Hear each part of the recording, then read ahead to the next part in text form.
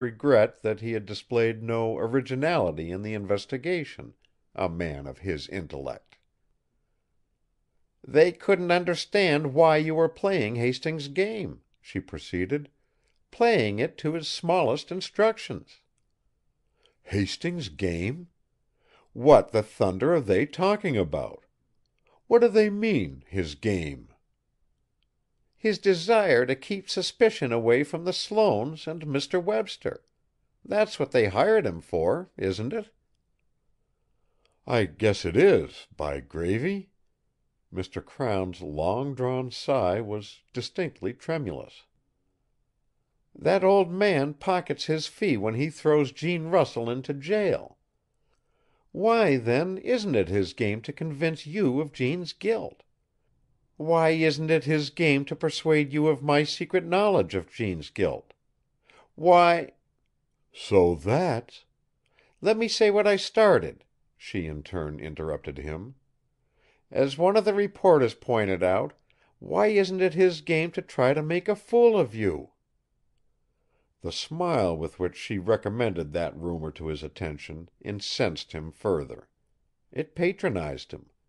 It said, as openly as if she had spoken the words, "I'm really very sorry for you." He dropped his hands to his widespread knees, slid forward to the edge of his chair, thrust his face closer to hers, peered into her hard face for her meaning. "Making a fool of me, is he?" he said in the brutal key of unrepressed rage. A quick motion of her lifted brows, a curve of her lower lip, indubitably a new significance of expression, stopped his outburst. "By George!" he said, taken aback. "By George!" he repeated, this time in a coarse exultation. He thrust himself still closer to her, certain now of her meaning. "What do you know?" he lowered his voice and asked again. "Mrs. Brace, what do you know?" She moved back, farther from him. She was not to be rushed into anything. She made him appreciate the difficulty of getting next to her. He no longer felt fear of her imposing on him. She had just exposed, for his benefit, how Hastings had played on his credulity. He felt grateful to her for that. His only anxiety now was that she might change her mind, might refuse him the assistance which this new and subtle expression had promised a moment ago.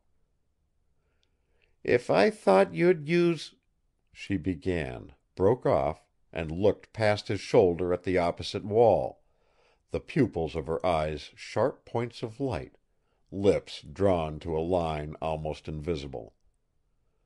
Her evident prudence fired his eagerness. "If I'd do what?" he asked. "If you thought I'd—what?" "Let me think," she requested. He changed his posture, with a great show of watching the sunset sky, and stole little glances at her smooth, untroubled face. He believed now that she could put him on the trail of the murderer. He confessed to himself, unreservedly, that Hastings had tricked him, held him up to ridicule, to the ridicule of a nation, for this crime held the interest of the entire country. But here was his chance for revenge.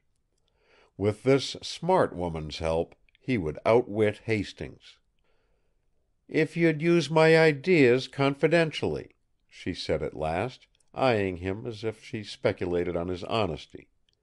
"If I were sure that—" "Why can't you be sure of it?" he broke in. "My job is to catch the man who killed your daughter. I've got two jobs. The other is to show up old Hastings. Why wouldn't I do as you ask, exactly as you ask?" She tantalized him. "And remember that what I say is ideas only, not knowledge?" "Sure, certainly, Mrs. Brace." "And, even when you arrest the right man, Say nothing of what you owe me for my suggestions? You're the kind of man to want to do that sort of thing, give me credit for helping you." Even that pleased him. "If you specify silence, I give you my word on it," he said, with a fragment of the pompous manner he had brought into the apartment more than an hour ago. "You'll take my ideas, my theory, work on it and never bring me into it in any way? If you make that promise, I'll tell you what I think, what I'm certain is the answer to this puzzle." "Win or lose, right or wrong idea, you have my oath on it." "Very well." She said that with the air of one embarking on a tremendous venture and scorning all its possibilities of harm. "I shall trust you fully. First, let me sketch all the known facts, everything connected with the tragedy, and everything I know concerning the conduct of the affected individuals since."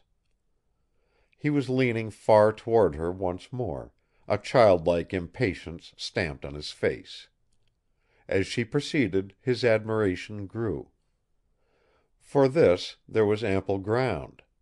The newspaper paragraph Hastings had read that morning, commenting on her mastery of all the details of the crime, had scarcely done her justice. Before she concluded, Crown had heard from her lips little incidents that had gone over his head. She put new and accurate meaning into facts time and time again, speaking with the particularity and vividness of an eye-witness.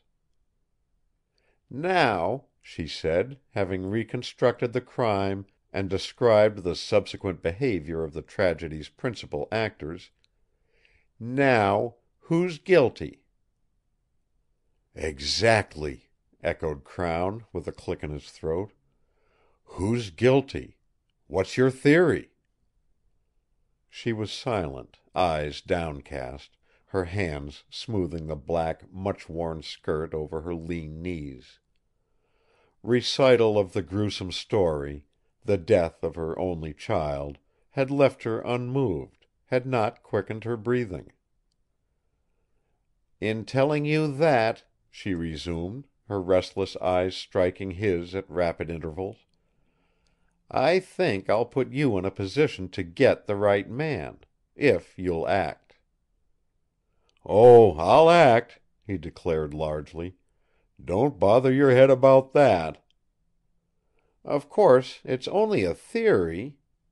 "Yes, I know, and I'll keep it to myself." "Very well. Arthur Sloane is prostrated, can't be interviewed. He can't be interviewed for the simple reason that he's afraid he'll tell what he knows. Why is he afraid of that? Because he knows too much, for his own comfort, and too much for his daughter's comfort. How does he know it? Because he saw enough, night before last, to leave him sure of the murderer's identity. He was the man who turned on the light, showing Webster and Judge Wilton bending over Mildred's body. It occurred at a time when usually he is in his first sound sleep, from bromides. Something must have happened to awake him, an outcry, something. And yet he says he didn't see them, Wilton and Webster." "By gravy!" exclaimed the sheriff, awestruck. "Either," she continued, "Arthur Sloane saw the murder done, or he looked out in time to see who the murderer was. The facts substantiate that. They are corroborated by his subsequent behavior. Immediately after the murder he was in a condition that couldn't be explained by the mere fact that he's a sufferer from chronic nervousness. When Hastings asked him to take a handkerchief, he would have fallen to the ground, but for the judge's help. He couldn't hold an electric torch. And ever since he's been in bed, afraid to talk. Why, he even refused to talk to Hastings, the man he's retained for the family's protection." "He did he? How do you know that, Mrs. Brace?" Isn't it enough that I know it, or advance it as a theory?